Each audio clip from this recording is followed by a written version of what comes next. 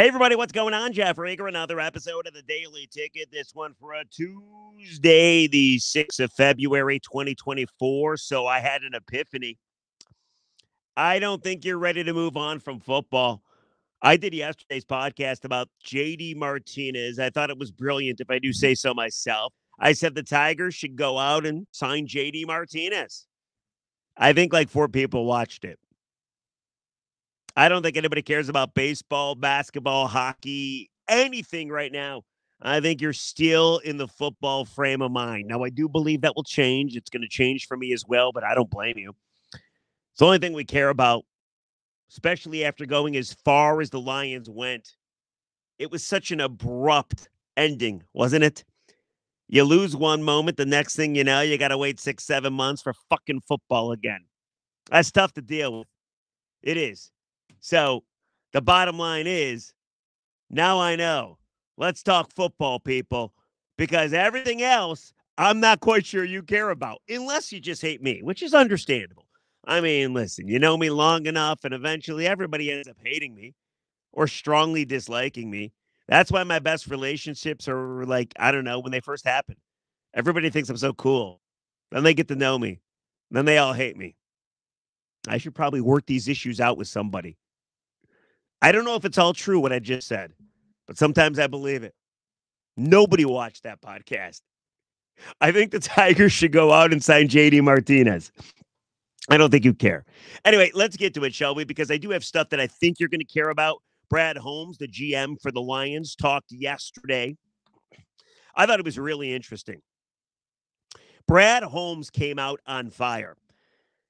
He had about an 11-minute monologue before he took even one question. And it was funny because he spoke for about 11 minutes. He called out members of the media that doubted the Lions and got things wrong about the Lions. We'll get to that momentarily. And then he said, all right, great seeing y'all, and walked off the podium. Of course, he was kidding.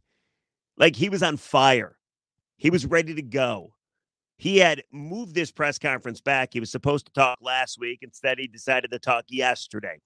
And I wanted to hit a couple things that he said. I want to get your thoughts through the comment sections on what you thought he had to say. I want to give you my thoughts as well. But the overwhelming feeling that I took away from Brad Holmes' press conference, and by the way, it was super entertaining. And it was like 37 minutes. I listened and watched every word. That's kind of rare when a GM speaks. Usually you kind of like malaise over. Usually your kind of eyeballs roll in the back of your head, right? But Brad kept my attention. He did. And the overwhelming feeling from me was he hears everything we say. He reads everything writers write. Like, Brad Holmes is well aware of what people think of his football team. So much that he kept receipts. Now, I feel Dan Campbell has receipts as well. Remember, he told us he did towards the end of the season. That was before he said, hey, listen, doubters, the train is left without you. You're too late. Brad Holmes now has receipts, and he was not afraid to cash them in, or at least tell you about them. You cash receipts in? What do you do with receipts? You don't cash them in. They're for having bought something. Anyway, he wasn't afraid to tell you what he asked to think. Take a listen. This is great. This is from, and I want to get the guy's name right. I stole this from Twitter because he did a better job than I did. But the individual's name is Ari Mirov at My Sports Update. He tweeted out, amazing. Lions GM Brad Holmes cashed some receipts today at his press conference. He literally called out reporters that thought his draft picks were wrong. Take a listen. This is 3 minutes, and it kind of bounces around here and there, but Ari did a nice job of giving you the essence of Brad throughout 37 minutes, multiple times calling out reporters. I dug it because it was entertaining, and he also didn't call out me, which makes me feel good about life. Look back at those picks, and those picks were not welcome by many in this room.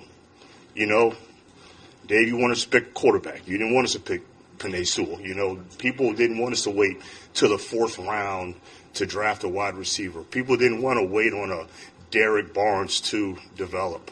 But every single move was intentional and was made with intention. You know, back in 2021, we did not have multiple ones. We did not have multiple twos. We did not have 4 picks in the first 100. You know, now we did have that, and we used those wisely. You guys didn't agree, but we used those picks wisely. But we had 1 extra pick in 2021. We had a comp third. That was Iffy Melifonwu. Carlos, I know you said that was a miss, but that was the only extra. That was the only extra pick. So what I'm saying is, that's not required to sustain what we built going forward. So, how does it make you feel when you make a decision that isn't well received by everybody, but still standing on your 2 toes and going forward? I mean, just making by everybody or you included? No, I mean just anybody. I ain't really ever. I ain't say too much today. Deal with they do. So. But just going forward and picking those smaller things. That's not a criticism. I'm just saying. I mean, it seems like you're enjoying it a little bit. No. It's. I'll say this. I'm big on accountability, you know, and I think y'all would expect me to be accountable when I'm up here. When things don't go right, you would expect me to be accountable, and I am. I feel I'm a very accountable person. I think when you heard so much negativity about our draft, and then when I said, look, wait till they start playing football, it'll be appreciative.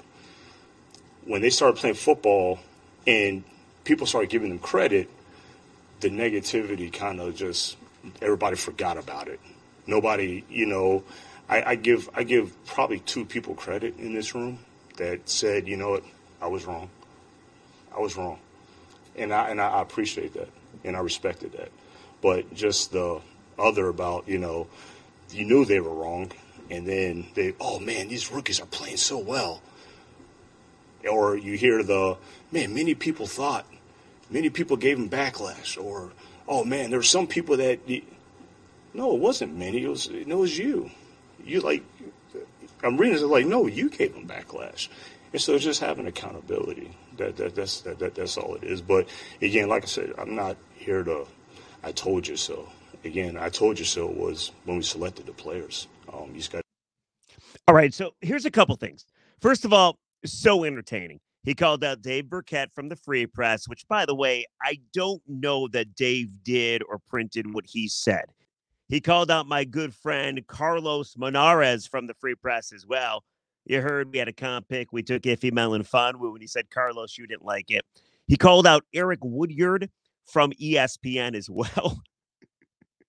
He called out pretty much the whole damn room. How about him saying only 2 people in this room? And it was a packed room, by the way. There was like 20, 30 reporters there. Only 2 people said they were wrong. All Brad Holmes wants you to do is admit that you were wrong.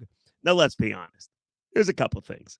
First of all, Brad Holmes has not admitted he was wrong about maybe not having a kicker or drafting Levi Onwuzurike in the 2nd round. He's been more right than wrong, that's for sure. But, I mean, come on. Is he admitting he was wrong about every draft blunder? The second thing, too, is I don't think there was as much negativity about Brad's drafts as he likes to say there are.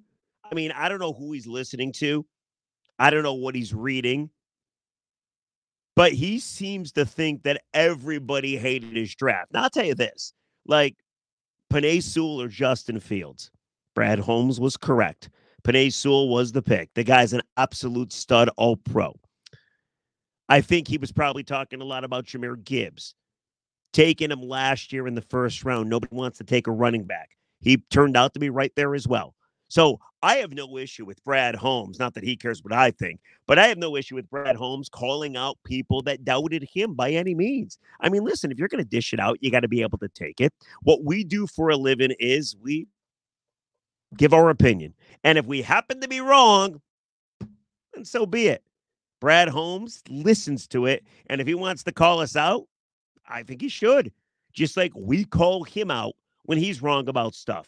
Or we'll call him out when he's wrong about stuff. So I dig it. I think it was great. I think it was really entertaining.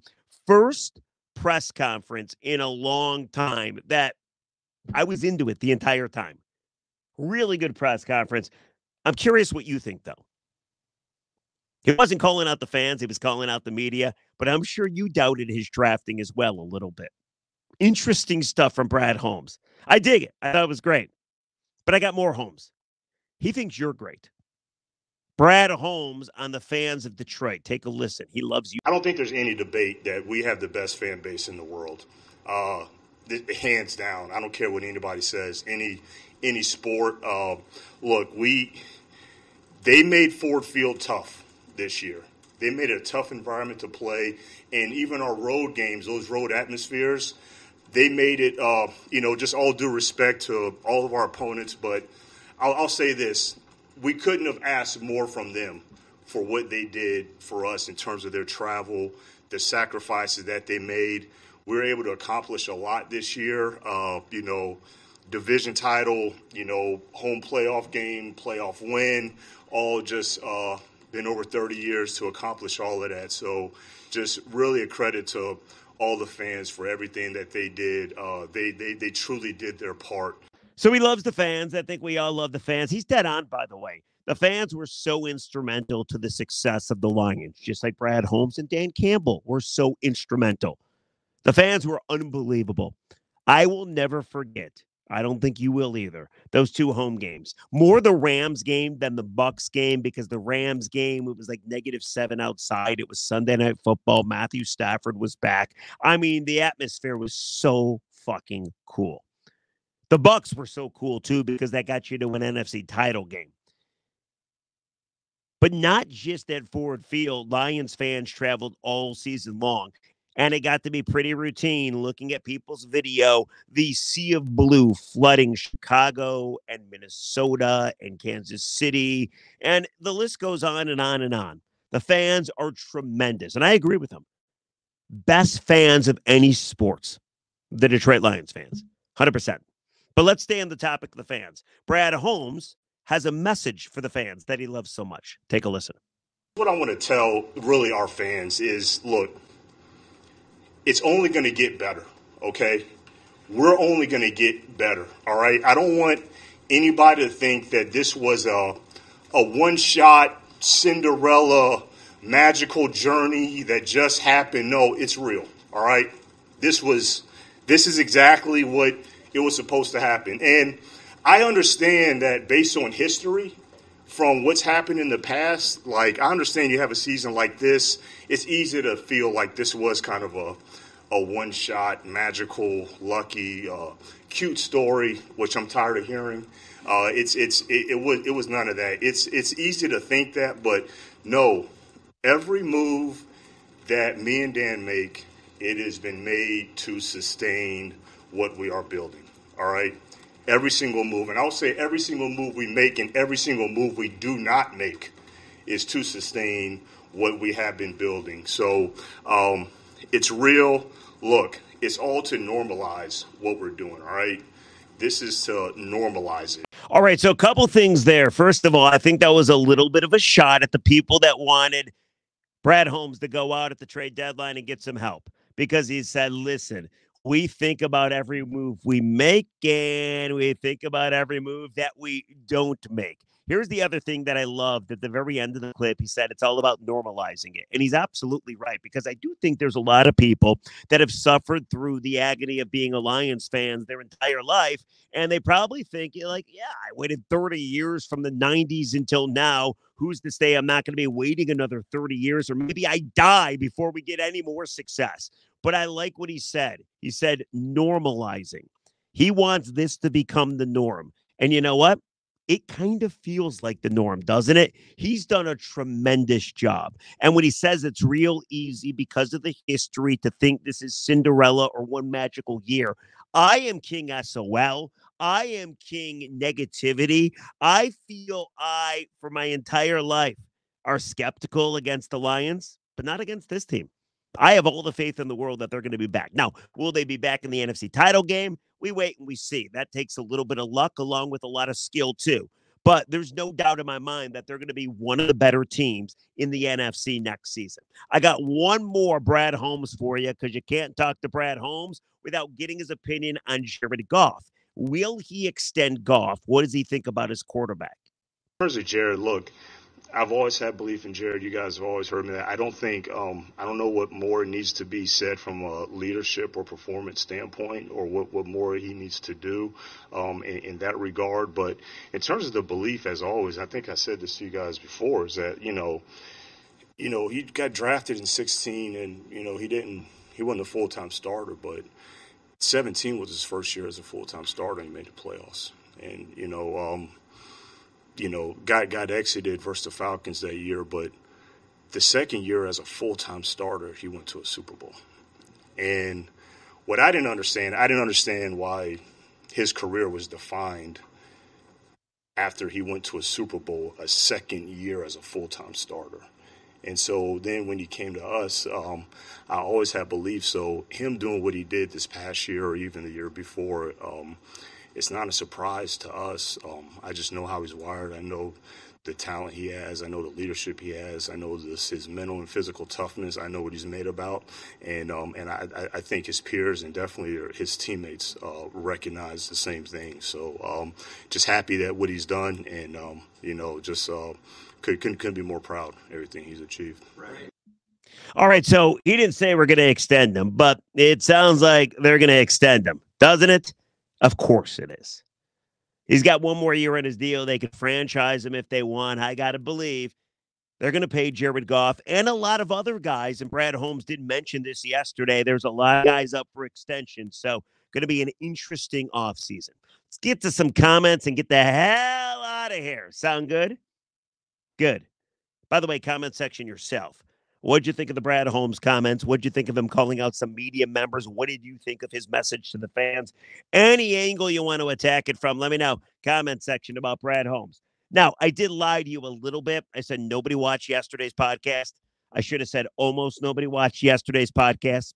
I think we got more listeners than watchers on YouTube. The YouTube crowd, apparently a football crowd. The audio podcast crowd, they'll listen to anything apparently. But here's what I got. And by the way, please leave comments, and I'll make sure to read comments every episode. In fact, we got some exciting news on the Daily Ticket. Going to try to get you all more involved. We'll get to that tomorrow. But here is a comment from Austin Bros. Feeling optimistic about the Tigers this year. Can't help but to hope to God that Scott Harris gets this thing right and brings us to the promised land. Summers at Comerica Park just hit different. I would agree with you. A great summer at Comerica Park leads up to good footballs, right? And we need something to take up our time while we wait for another Lions football season. Keith Rubb, 1476. What's Scott waiting for? Let's do this. Signed JD Martinez. If this lineup had somewhat of a decent hitter last year, they could have had the division minus that 9-game losing skid. I would agree with you. Keeley, 6083, says Scott Harris is not signing a DH. LMFAO. That's laughing my fucking ass off. I'm pretty hip, aren't I? And then here's one more for you. D-Town Love 10, talking about JD Martinez. He's 36. We got to do better than that. So those are your comments. Please, comment section, what'd you think of Brad Holmes calling out some media members that doubted him on the draft? I thought it was damn entertaining. I got no issue with it. It's funny because some beat writers then went out on Twitter and put their preseason analysis out there almost to say, see, I wasn't wrong. Like, who cares? People are wrong. People are right. Take it from a guy that's wrong all the time, me. You say you were wrong and you move on. I'm wrong. I say it to my wife all the time, even though I don't mean it. I'm wrong. I say it to everybody. I'm wrong. It happens. You can't predict the future. And by the way, Brad Holmes is wrong on some stuff as well, too. So if he's going to hold you responsible for admitting you were wrong and having accountability, he should admit he was wrong about stuff, too. However, he's definitely more right than wrong because they were in the NFC title game and it took all of 3 years. But do you agree with what he says? Do you believe it? The whole normalizing good Lions football and not allowing the past to make you believe this was a one-year wonder. So comment section, let me know, hit me up, and we'll catch you tomorrow on a Wednesday. Take care, everybody. Bye-bye.